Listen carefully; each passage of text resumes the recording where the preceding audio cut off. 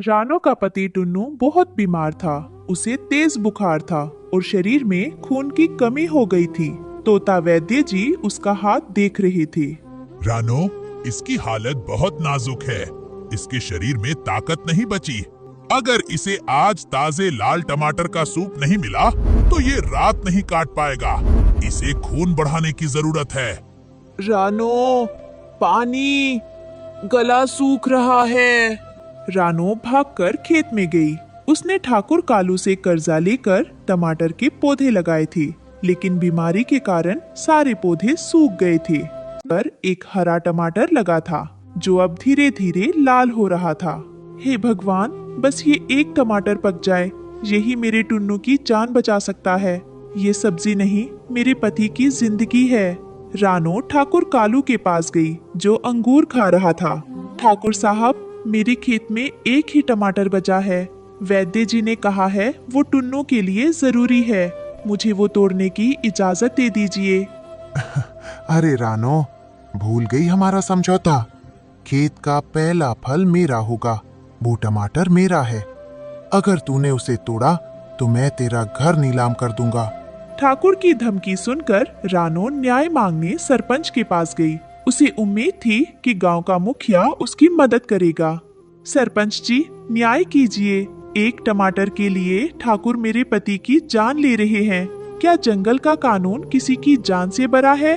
देखो रानो, भावनाएं अपनी जगह हैं और कागज अपनी जगह। तुमने समझौते पर अंगूठा लगाया था कि पहला फल ठाकुर का होगा। अब चाहे वो फल अमृत हो या जहर, कानूनन उस पर ठाकुर का ही हक है। पंचायत कर्ज माफ नहीं करवा सकती। तो क्या कागज के टुकड़े के लिए आप एक सुहाग उजरने देंगे? यही नियम है। जाओ, जाकर ठाकुर के पैर पकड़ो, शायद वो पिघल जाए। पंचायत और ठाकुर से ना सुनकर रानो समझ गई थी कि अब उसे खुद ही कुछ करना होगा। टमाटर को जल्दी पकाने के लिए पानी की सख्त जरूरत थी। रानो अपने नन्ही चोंच में पानी की बाल्टी भरकर खेत तक ला रही थी। उसके पंख थककर चूर हो गए थे। हिम्मत मत हारना रानो, बस एक चक्कर और। ये पानी नहीं, टुन्नू के लिए जीवन है। दुनिया भले ही साथ छोड़ दे, पर मेरी मेहनत मेरा साथ नहीं छोड़ सकती।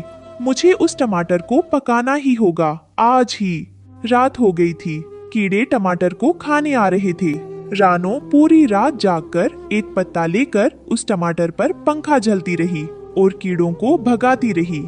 खबरदार, किसी ने इसे हाथ भी लगाया तो इसमें मेरे सुहाग की सांसें हैं। रानो की मेहनत रंग लाई। सुबह की धूप में वो टमाटर एकदम सुर्ख लाल और रसीला हो गया था। पक गया, मेरा टमाटर पक गया। अब मैं इसका सूप बनाऊंगी और टुन्नू ठीक हो जाएगा।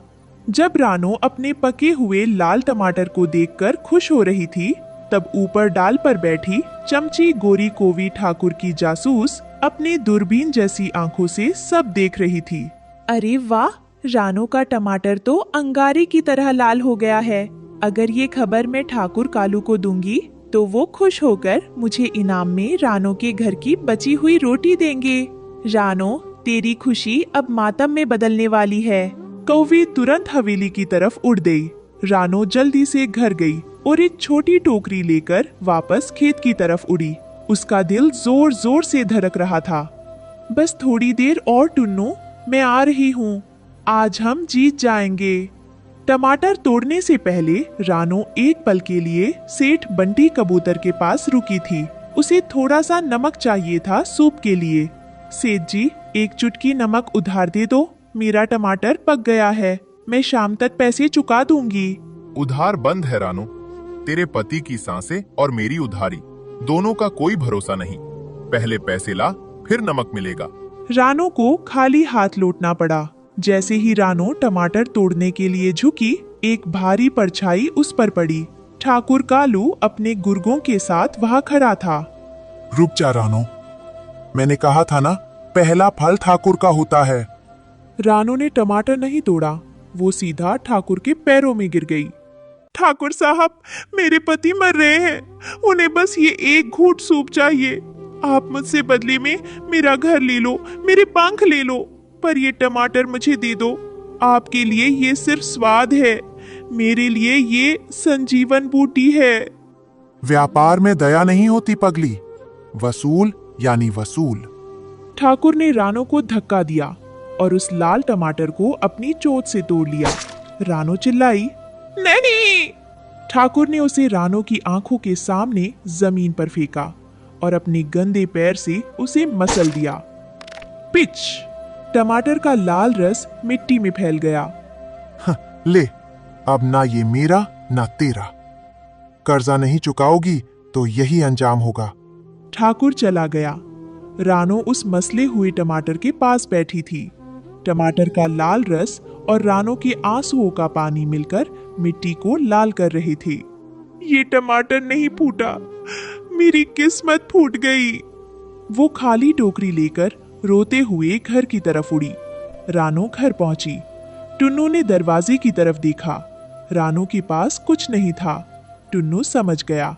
उसने एक फीकी मुस्कान दी, एक हिचकी ली और हमेशा के लिए शांत हो गया। माफ करना टुन्नू, अमीरों की दुनिया में गरीब की दवा भी उनकी जिद की भेंट चढ़ जाती है। रानो के पास टुन्नू के शरीर को ढकने के लिए कफन खरीदने के पैसे नहीं थे। उसने उसी टमाटर के पौधे से, जिसका फल ठाकुर ने कुचल दिया था, एक बड़ा हरा पत्ता तोड़ा। तुम्हें टमाटर का स्वाद तो नहीं मिला टुन्नू, पर उसी पौधे का ये पत्ता आज तुम्हारा कफन बनेगा। जिस पौधे को हमने खून पसीने से सींचा, उसने फल ना सही पर तुम्हारी इज्जत ढकने के लिए कफन तो दिया। कुछ दिन बीत गए। रानो अब अकेली थी, पर उसके मन में कोई शिकायत नहीं थी। उधर ठाकुर कालू अपनी हवेली में जश्न मना रहा था। तभी अचानक उसके गले में एक तेज दर्द उठा। उसे ऐसा महसूस हुआ जैसे उसके शरीर का सारा खून सूख रहा हो। वैद्य जी, जल्दी आओ, मेरा गला सूख रहा है। मुझे कुछ लाल, कुछ रसीला चाहिए। मुझे टमाटर चाहिए। ठाकुर साहब, ये कोई बीमारी नहीं, ये उस मिट्टी की पुकार है जिसे आपने बेगुनाह के खून और आंसुओं से सींचा था। आपके पास हजारों एकड़ जमीन है, लेकिन अब आपके शरीर में एक बूंद खून बनाने की ताकत नहीं बची। अब दुनिया का कोई टमाटर, कोई दवा आपको नहीं बचा सकती। ठाकुर कालू लड़खड़ाता हुआ उसी खेत की तरफ भागा जिसे उसने छीना था। ठाकुर, तुमने कहा था कि पहला फल तुम्हारा होगा। देखो, इस बार इस मिट्टी ने तुम्हें सजा का फल दिया है। तुमने एक बीमार का निवाला छीना था, आज कुदरत ने तुम्हारी सांसें छीन ली। मिट्टी कभी किसी का कर्ज नहीं रखती ठाकुर, चाहे वो पसीना हो या पाप। ठाकुर कालू ने वही दम तोड़ दिया।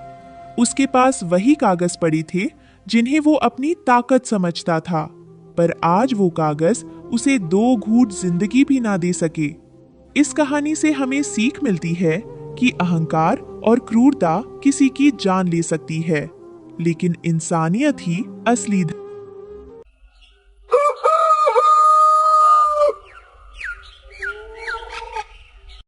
जंगल में तेज हवा चल रही थी। रानो चिड़िया अपने पति टुन्नू चिड़ा और बच्चों गुड़िया कुकू के साथ एक टूटे हुए घोंसले में बैठी थी। नीचे बिल्लू बिल्ला घात लगाए बैठा था। रानो, आज तुम कहाँ भागोगी? मेरा पेट खाली है और तुम मेरा भोजन बनोगी। टुन्नू जी, हमें एक पल भी यहाँ नहीं रुकना चाहिए। ये दुष्ट बिल्ला ऊपर आ रहा है और आप तो जानते ही हैं कि ये कितना क्रूर है। हमें तुरंत यहाँ से उड़ना होगा, वरना ये न केवल हमें बल्कि हमारे प्यारे बच्चों गुड़िया और कुकू को भी खा जाएगा। जल्दी कीजिए। रानो और टुन्नू अपने बच्चों को लेकर उड़ गए। टुन्नू चिड़ा बहुत बीमार और कमजोर थे, वो ठीक से उड़ नहीं पा रहे थे। रानो, मेरे पंखों में अब जान नहीं बची, हमें कहीं छिपना होगा। पिताजी, मुझे डर लग रहा है, क्या हम कभी अपना घर में ही बना पाएंगे?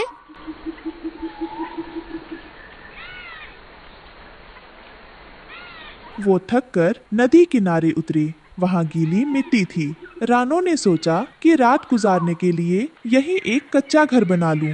मेरे प्यारे बच्चों, आप बिल्कुल चिंता ना करें। अभी आप पिताजी का ख्याल रखो और उन्हें दिलासा दो। मैं जल्दी से कुछ मिट्टी जमा करती हूँ ताकि हम रात को किसी तरह सुरक्षित रह सकें। एक मजबूत घर बनाना जरूरी है, नहीं तो इस तूफान में और बिल्लू के डर से हम रात गुजार नहीं पाएंगे। थोड़ा हौसला रखो। कालू कौवा और भुल्ला चील झाड़ी के पीछे छिपे देख रहे थे। देखो बुल्ला भाई, रानो पागल हो गई है। नदी किनारे घर बना रही है। बिल्लू बिल्ला इसे आसानी से ढूंढ लेगा। सही कहा कालू। मैं अभी जाकर बिल्लू को खबर देता हूँ। आज इनकी आखिरी रात होगी।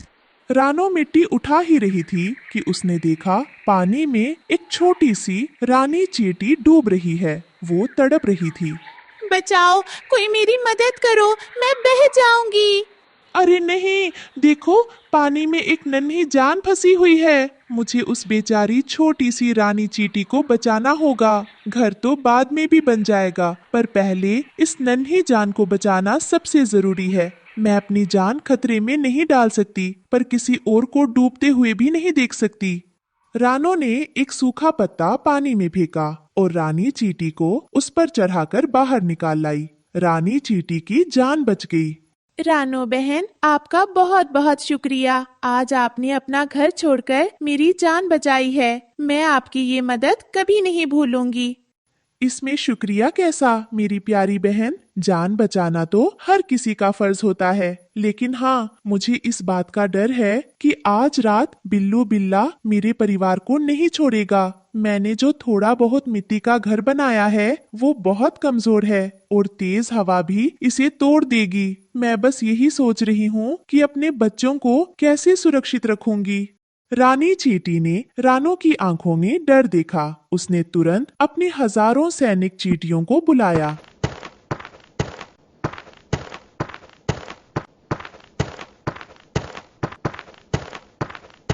मेरी सेना, रानो बहन ने मेरी जान बचाई है। आज हम इनके लिए ऐसा घर बनाएंगे जिसे कोई बिल्ला या चील नहीं तोड़ पाएगा। हम अपनी विशेष लाल मिट्टी का इस्तेमाल करेंगे।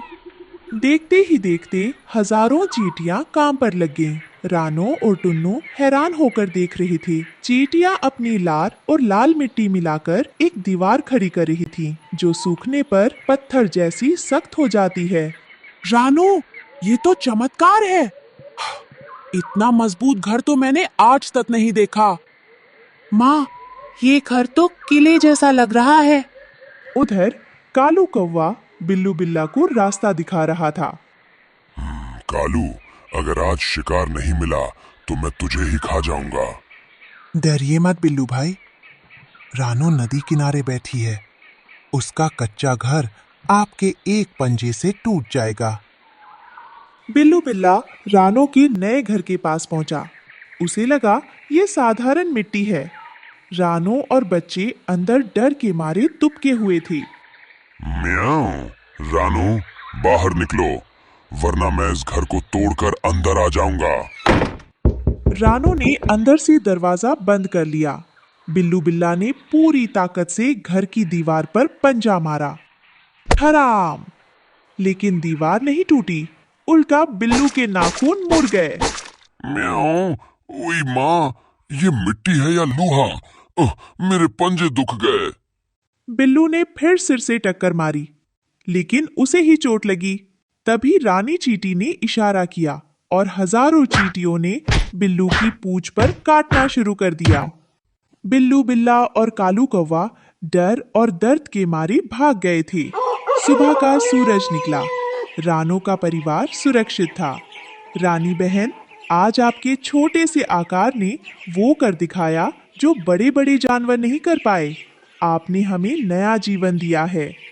रानो बहन, मुसीबत में जो काम आए वही असली दोस्त है। आपका ये मिट्टी का किला हमेशा आपकी रक्षा करेगा। रानो, टुन्नू और उनके बच्चे अब अपने अभेद्य किले में खुशी से रहने लगे। बिल्लू बिल्ला, जिसका मुंह और पंजे सूज गए थे, गुस्से में कालू कौवा को ढूंढ रहा था। कालू एक चट्टान के पीछे छिपा कांप रहा था। कालू, बाहर निकलो। तुमने मुझसे झूठ बोला था। तुमने कहा था कि वो घर मिट्टी का है, लेकिन वो तो लोहे से भी ज्यादा सख्त था। तुम्हारे कारण आज मेरी ये हालत हुई है।